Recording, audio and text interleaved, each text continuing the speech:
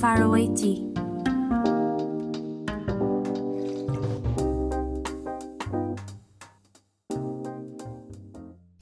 Olá, bem-vindos e bem-vindas a mais um Faraway Tea. Eu sou a Susana e estou aqui com a Teresa. Neste segundo episódio vamos conversar com a Cláudia Sabença, que é a atual diretora técnica do Centro de Acolhimento e Emergência da Cruz Vermelha em Lisboa. A Cláudia trabalha com refugiados há 5 anos e esteve em países como a França, Sérvia e Grécia, onde acompanhou de perto o atual contexto migratório europeu. Nesta conversa ela partilha um pouco daquilo que foi a sua experiência no terreno e de como isso a levou a uma nova fase em Portugal, acompanhando jovens refugiados recém-chegados da Grécia. Aqui fica o seu testemunho.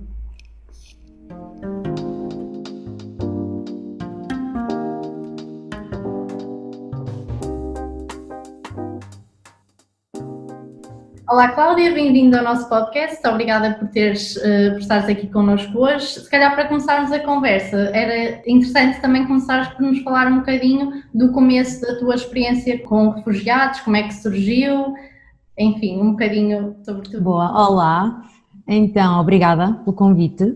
A minha experiência começou em 2016, eu terminei o mestrado e desde pequenina que sempre me envolvia em causas sociais, sempre fiz voluntariado. E quando em 2015 explodiu a crise de refugiados na Europa, eu queria bastante ajudar, mas não sabia bem como. Também estava a estudar, era muito difícil sair de Portugal. Tentei voluntariar-me com a plataforma de refugiados, já nem sei bem qual era a plataforma na altura, mas não foi bem sucedido. Eles estavam a pedir experiência ou assim, algo de género que não foi possível. E depois uma amiga minha falou-me do campo em Calais, a Jungle. Juntámos a uma organização inglesa, a Help Refugees, e fomos fazer voluntariado umas semanas, que depois acabou por ser uns meses. Acabámos por estender a nossa estadia, porque de facto o trabalho apaixonou-nos bastante. Depois de lá voltei a Portugal e fui para a Sérvia. Passado 2 meses fui para a Sérvia e fiquei lá cerca de 1 ano e estive a trabalhar em Belgrado, num campo ilegal, com 1000 homens no centro da cidade. Era um campo, uns edifícios abandonados, uma estação de comboio abandonada, e estive lá 1 ano, comecei a criar um projeto de limpeza com o meu parceiro na altura, porque era a necessidade mais evidente, havia torres e torres de lixo. Entretanto, passado 3 meses o campo foi destruído pelas autoridades e eu quis continuar a trabalhar, mas a única hipótese era mesmo ter a minha própria organização, porque o governo sérvio não nos deixava trabalhar dentro dos campos oficiais sem ser reconhecidos pelas entidades sérvias. Então eu criei a minha própria ONG para conseguir entrar, mas infelizmente todas as propostas que eu submeti ao governo foram rejeitadas, porque sabiam que eu tinha feito parte dos voluntários que trabalhavam nas barracks. Então tive que fechar. Infelizmente não teve muito sucesso porque realmente fui barrada, não consegui trabalhar lá. Saí da Sérvia, vim a Portugal e também estabelecer-me um bocadinho melhor a nível financeiro, não é? Porque o meu dinheiro foi todo embora. E decidi trabalhar e fui trabalhar para a Grécia. E comecei em 2018 na Grécia e estive lá 2 anos e meio. E regressei este ano, em março, no início da pandemia, porque já tinha terminado, queria terminar a minha missão, queria voltar para Portugal, queria também ver se conseguia ajudar aqui. E na Grécia trabalhei em vários campos. Trabalhei no norte, trabalhei na ilha de Lesbos, e ainda passei por outros campos mais numa de trabalho de cooperação, mas estive mais baseada sempre no norte da Grécia. E vim para aqui e agora trabalho com a Cruz Vermelha. Portanto, tu tiveste um percurso em que passaste por sítios super críticos na Europa, desde Calais, à Sérvia, à Grécia, ou seja, tiveste uma experiência que imagino que tenha sido muito intensa e que tenhas visto muitas coisas, desde violência policial, como já referiste, Sim. Pessoal a desmantelar campos. Há alguma história que te tenha marcado particularmente nessa jornada e em algum desses 3 locais e que de facto achas que as pessoas precisam de ouvir, que é uma história que gostasses de partilhar ou que te tenha marcado particularmente? Eu acho que são tantas. Foram muitas pessoas que eu conheci. Eu acho que a história geral do que as pessoas têm que saber é que ninguém passa por isto se não tiver uma razão muito válida. E que ninguém se submete àquelas condições se não for porque o que está para trás é muito complicado. Eu acho que as pessoas têm que ter mesmo consciência que ninguém se submete àquilo para nada e que ninguém está aqui para tirar trabalho a ninguém nem para ameaçar ninguém. E acho que o que mais me marcou foi ver famílias a viver da forma como vivem, menores a chegar com nada no corpo, uma mochilinha a Calais, completamente sozinhos e não termos nada mais, nada menos que uma tenda pequeníssima para lhes dar e ter que limpar o terreno porque estavam cheios de ratos e pensar que é isto a resposta. E pensar que crianças que vinham com peluche na mochila, porque foi aquilo que eles escolheram que era o item essencial. E isto é devastador. Pessoas que passam anos nos campos da Grécia, sem futuro, sem perspectiva, que têm a vida em suspenso. E são condições, não digo todos os campos da Grécia, também acho que nos focamos muito nos campos como Lesbos, como Moria, e outros campos como Vati, em Samos, mas há outros campos na Grécia que até são bons, têm outras condições, mas ainda assim a vida é péssima, porque não há perspectivas, a vida está em suspenso, e são histórias aterradoras. À medida que o tempo passa, há menos vontade de saber as histórias, porque no início há aquela curiosidade mórbida de saber o porquê, mas depois começa a saber ali um padrão e começa a ser já... não sabemos o que responder. E só queremos fazer o nosso melhor, mostrar solidariedade, mas são histórias horríveis. E especialmente na Sérvia, ver aquelas condições de homens que viviam como animais, em prédios completamente abandonados, às escuras, sem eletricidade, sem água, a queimar plástico para poder sobreviver às temperaturas de -20. Talvez ver esse desespero na cara deles, de sofrer constante violência policial, de ter que tomar banho no meio da neve, em canos rotos, é horrível. E pensar como é que é possível isto estar a acontecer. Portanto, não há assim uma história em particular, acho que foi havendo muitas, mas olhando para trás há só um desespero geral e uma desmotivação que se sente quando se percebe que não interessa ao nosso esforço, as coisas não mudam necessariamente. Moria ardeu e construiu-se algo ainda pior. E isto é que é desolador. Mas falaste aí numa questão interessante, falaste que é muito desmotivador após tantos anos as mesmas coisas continuarem a acontecer e infelizmente não há assim grande perspectiva que melhorem. Tu como é que consegues encontrar esta motivação que te fez permanecer como voluntária tantos anos e agora a nível profissional? Como é que encontraste essa motivação, essa força de ainda continuar envolvida tanto tempo com os migrantes e refugiados? Eu sempre tive esperança, mas também ao mesmo tempo que eu fui evoluindo na minha carreira, eu fui mudando de área. Eu agora, o meu último ano e meio na Grécia, eu estive a liderar uma organização alemã no norte e todo o trabalho que eu fiz foi na expectativa de trabalharmos em integração real. Foi ter conversas contínuas com autoridades, foi tentar fazer sensibilização de que realmente as pessoas precisam mais do que atividades que os voluntários possam levar, as pessoas precisam de... Não é pensos rápidos, são soluções reais e toda a minha perspectiva de trabalho foi nesse sentido. Estávamos a atingir um bom lugar, mas depois vêm as questões políticas e depois tudo muda novamente e voltamos a ter pessoas em situação de emergência na rua, pessoas que estão a ser expulsas dos campos porque já têm estatuto de refugiado e já tiveram tempo, segundo as autoridades, de refazer a sua vida. Quando não tiveram, porque não têm emprego, não têm casa. O que é que vai acontecer? Saem dos campos, vão ser sem abrigo e aí voltamos a uma situação de resposta de emergência. E aí toda a gente que estava focada num plano de integração a longo prazo, com as autoridades de casas que estão abandonadas, que têm senhorios e não têm arrendatários, pôr essas casas a um preço mais acessível para que os refugiados possam aceder a elas, isso tudo cai por água.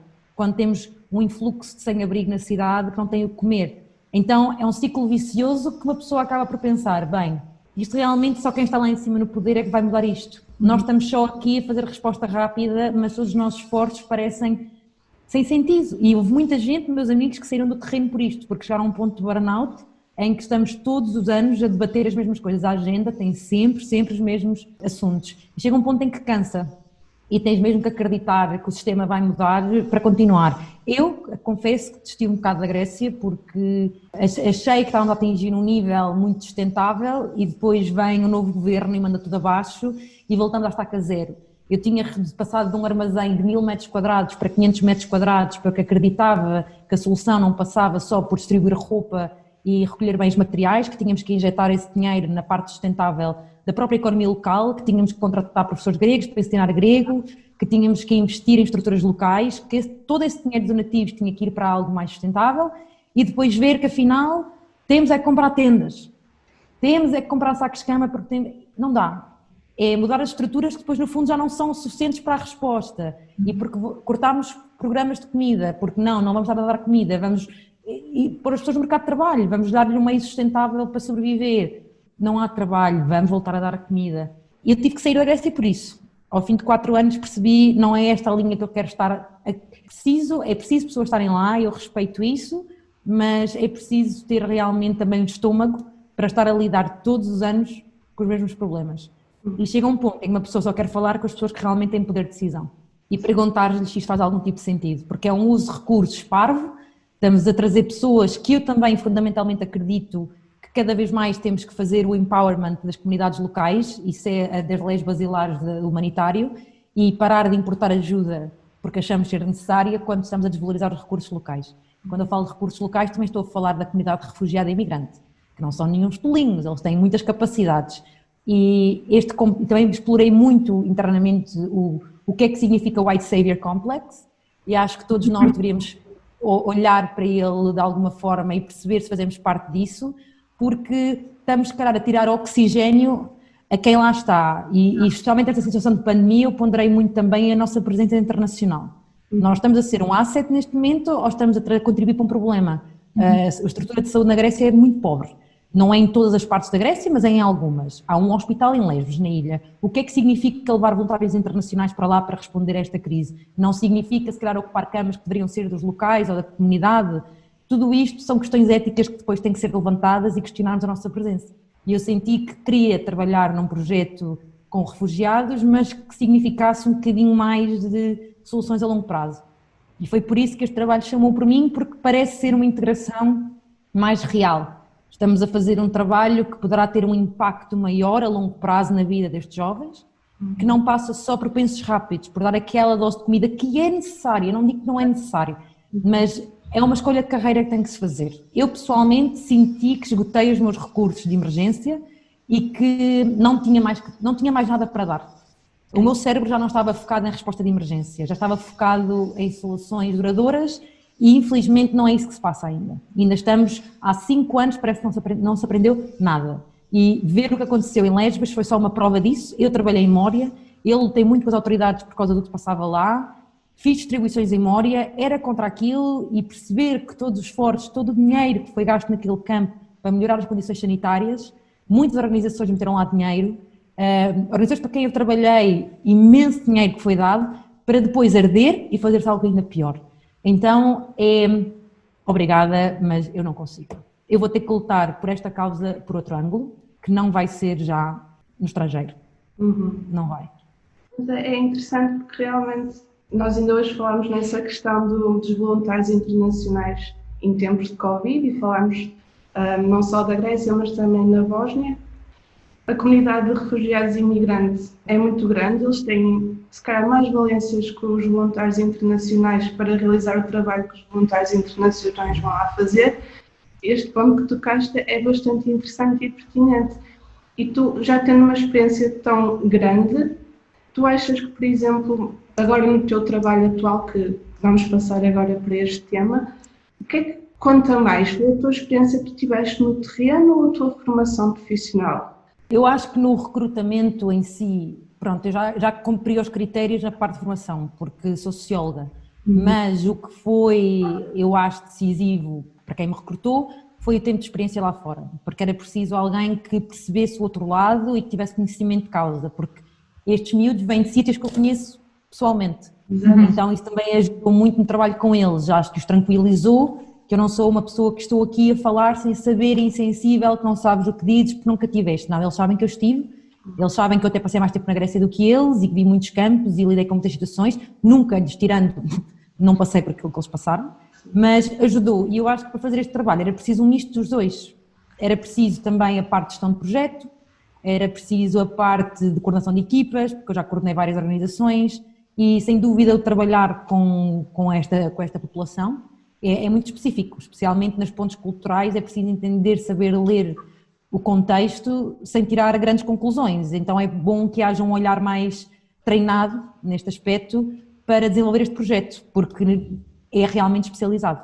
Então tu agora és diretora técnica do Centro de Acolhimento e Emergência da Cruz Vermelha em Lisboa e és responsável pelo primeiro grupo de menores que chegou a Portugal, de um grupo de 500 que esperamos que chegue rapidamente. Tu referiste anteriormente numa entrevista que quando os foste buscar ao aeroporto, o que mais notaste neles foi a fragilidade, que eles também vinham só com uma mochila e notaste muita fragilidade naquele grupo. Qual é a diferença neste momento, após tantos meses em Portugal, daqueles miúdos que tu viste quando eles chegaram ao aeroporto e dos miúdos agora? Bem, a diferença é que agora os conheces muito bem, não é? Agora conheces muito bem e essa fragilidade continua a existir, mas já é uma fragilidade um bocadinho mais robusta. Eles agora já começam a expressar outro tipo de fragilidades, mas já não são aquele grupo de miúdos de máscara que vinham com as suas mochilinhas, assustados porque chegaram a um país que não conheciam e ansiosos, não é? Porque ainda estavam muito com os mecanismos de sobrevivência ativos, agora já não estão. Agora conseguimos vê-los por aquilo que eles são, que são jovens, têm as suas qualidades, os seus defeitos, os seus problemas, mas é diferente. Eu agora olho para fotografias deles quando chegaram e já parece que passaram 2 anos. E a relação que nós temos com eles é fantástica e é muito bom vê-los a deixar de sobreviver, a começar a viver. Já não é preciso estar em modo de alerta e agora já começam a ter problemas de um jovem de 15, 16, 17 anos completamente normal, já não passa tanto pelo trauma que passaram, que ainda está a sarar, está aqui, não vai embora tão cedo, mas já não estamos a falar de...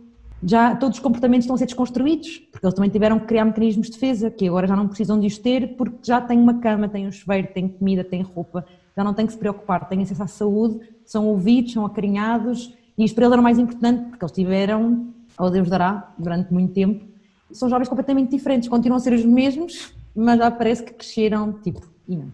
E a questão da comida já foi ultrapassada? Mais ou menos, ainda é uma luta, não adoram ainda a comida, e é assim, eu adoro a comida afegã e a comida iraniana, e eu adoro a nossa culinária também, mas percebo que é fundamentalmente diferente. Sim. E contra factos não há argumentos, e há países que eu já visitei da qual não apreciei muito a culinária, a gastronomia, e consigo perceber que se fosse ao contrário, se eu agora tivesse que ir para esses países, iria sentir imensa falta da minha comida. Portanto, é uma coisa completamente normal. Nós não podemos necessariamente dar-lhes aquilo que eles querem, porque não podemos estar a produzir comida afegã a toda a hora, mas percebo, até porque a comida faz parte da identidade e é como lhes tirar um bocadinho da identidade. Eles cresceram com aqueles sabores e agora não os têm. Então, isso parte-nos o coração, porque de facto sabemos que isto seria ótimo para os ligar às suas raízes culturais, mas não é possível. Mas também sabemos que tudo isto é temporário. E que se tudo correr bem, muito brevemente eles vão estar nos seus espaços e vão ter a oportunidade de cozinhar. Já temos meninos que estão nessa situação e estão felicíssimos de ter voltado a estar em contacto com a sua comida. Também têm já ido aqui a restaurantes na zona e comer coisas mais parecidas, mas realmente é ainda um fator que não é muito bem sucedido. Está muito melhor, já ajustámos a alimentação o máximo que podemos, mas nunca vai ser aquela comida maravilhosa deles. Não estou a dizer que a nossa não é, mas compreendem. Eu percebo o que é que eles sentem falta, mas nunca vai ser isso. Estes jovens chegaram mais ou menos no período de férias e foram logo enquadrados nas aulas de português. Uma das coisas que eles, pelos vistos, têm-se aplicado bastante, não é? Sim. Agora que começou o ano letivo, eles estão integrados em alguma escola normal ou ainda não foi possível? Sim, estão a ter aulas normais na escola aqui, a nosso ponto focal, e estão muito bem integrados, estão a gostar imenso. Estão num programa inovador também um programa mais de integração gradual, e estão em turmas completamente normais, estão a estabelecer amizades com portugueses, estão a ter rotinas completamente normais, estão todos em turmas diferentes, não é todos, mas estão quase todos distribuídos em turmas diferentes, então também têm a sua individualidade, têm horários diferentes, entram e saem de casa a horas diferentes. Portanto, tornou-se tudo uma coisinha muito mais normalizada. E agora que, não é, no fundo, a escola também faz parte deles construírem o futuro deles, e tu numa entrevista disseste uma coisa que eu acho que é muito interessante, que às vezes é necessário moderar os sonhos destes adolescentes, porque eles chegam cá e muitos acham ou querem ser jogadores de futebol e nós acabamos por ter essa noção que se calhar isso é um sonho um bocadinho utópico, não sendo impossível. É um objetivo difícil de atingir. Como é que se moderam essas expectativas de futuro deles e muitas vezes estes sonhos? Pois, é muito complicado, porque vêm com expectativas e é muito difícil de movê-los. Também é um bocadinho a falta do conhecimento do trabalho que leva a esse patamar. Vêm muito iludidos com o Cristiano Ronaldo e com esses jogadores de referência, já vinham com clubes na cabeça e realmente é uma inocência que agora também se está a perder quando começam a ser confrontados com a realidade. Nós passamos mais a um ponto de ação, nós temos parcerias muito boas a decorrer com parceiros de futebol e o que eles estão a aprender é que na prática não é aquilo que realmente parece, não é aquilo que eles imaginavam. Que o trabalho, a disciplina, a técnica, tudo aquilo que envolve ser um atleta profissional não é assim tão fácil. Temos um jovem que sim, está neste momento a integrar-se num grande clube em Portugal, mas esse jovem já tinha outras potencialidades, já tinha treinado num grande clube no país dele, então foi fácil a inserção, fez um treino de captação e é isso, está feito.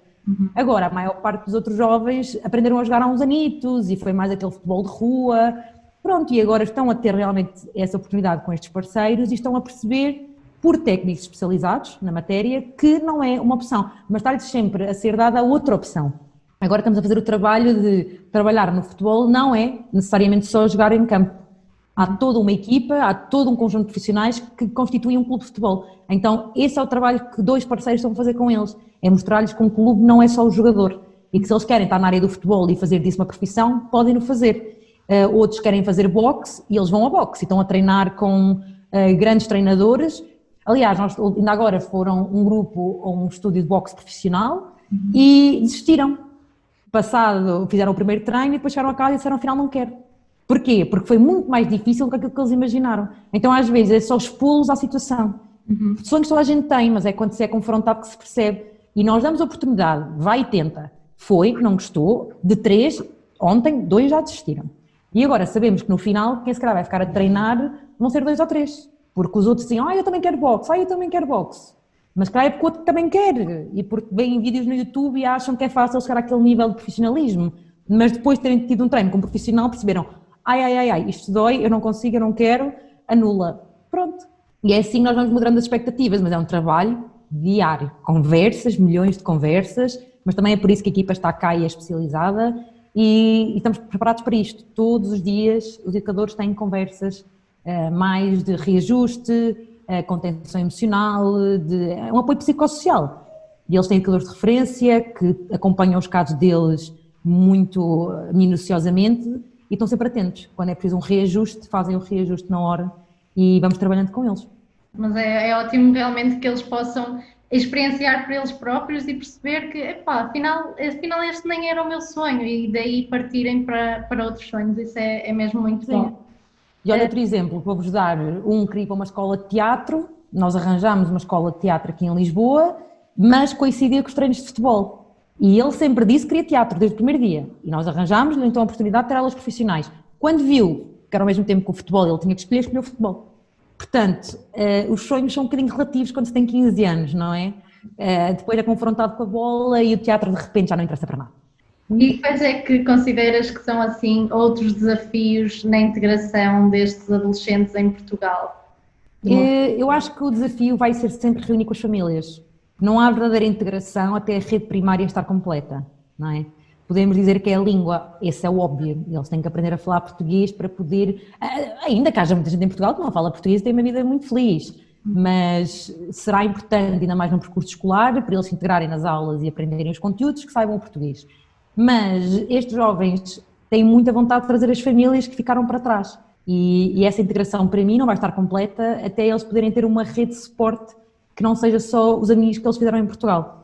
E eu acho que esse será o fator de ter mais complicado, também pelo contexto atual, que não será assim tão fácil em pandemia, temos que ver como é que isto evolui, mas ainda é o problema que eles têm diariamente, que os afeta mais, é a família, ainda que falem com a família todos os dias, não sabem qual será a próxima vez que os vão ver.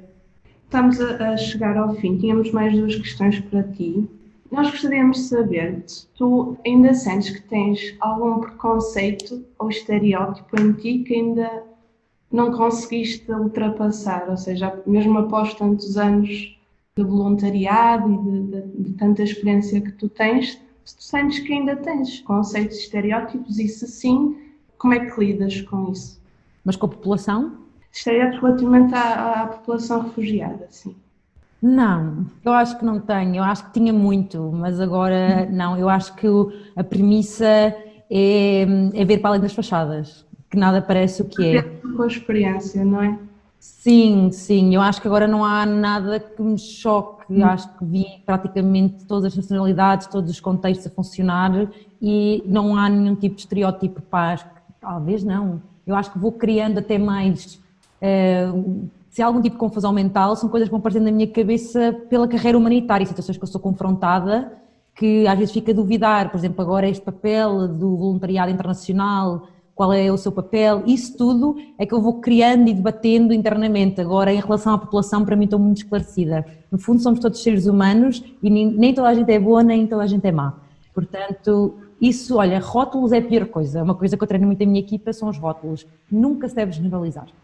Qual achas que é o maior preconceito que as pessoas têm em relação aos refugiados? Infelizmente são os básicos, não é? É que é muçulmano, e eu vou dizer isto muito abertamente, pronto, é muçulmano, é má pessoa ou é terrorista, vem para aqui, para a Europa para armar confusão, ou vamos ter aqui um influxo de população que vem roubar os nossos trabalhos e tudo mais. Isso é o que eu ainda sinto mais, é o que é que eles vêm para aqui fazer. E o que é que tu respondes a essas pessoas? Epá, eu acho que já desisti de responder a essas pessoas porque é tão descabido, mas é que é tão descabido. Eu acho que já passei o tempo em que eu explicava às pessoas que terrorista não se mete num barco, não é? Terrorista tem outros recursos que não passará necessariamente por arriscar a vida no Mediterrâneo ou caminhar 9 meses nas montanhas e ser alvejado. E também trabalhos, há muito trabalho que está que muitos portugueses não querem e que não percebo como é que isto não é visto como um recurso útil, não é? Não só em relação aos refugiados, mas à migração no geral. Temos muita gente capacitada que não está a ser usada até nesta altura de pandemia, não é? Temos muitos médicos e muitos enfermeiros de outras partes do mundo que estão a servir outras posições na sociedade e que até poderiam estar a ser mobilizadas para o combate à pandemia, mas isso é a minha opinião. Eu acho que devemos olhar para estas pessoas como um recurso para nós e não um obstáculo, porque aqui ninguém está a roubar nada a ninguém, muito menos quando estamos a falar de jovens que ainda estão no 9º ano, por amor de Deus, não é? Uma boa reflexão para terminarmos. Muito obrigada por despender Obrigada eu. a falar connosco. Claro que sim. Esperamos que tudo corra bem contigo, com os jovens que acompanhas e até breve. Obrigada.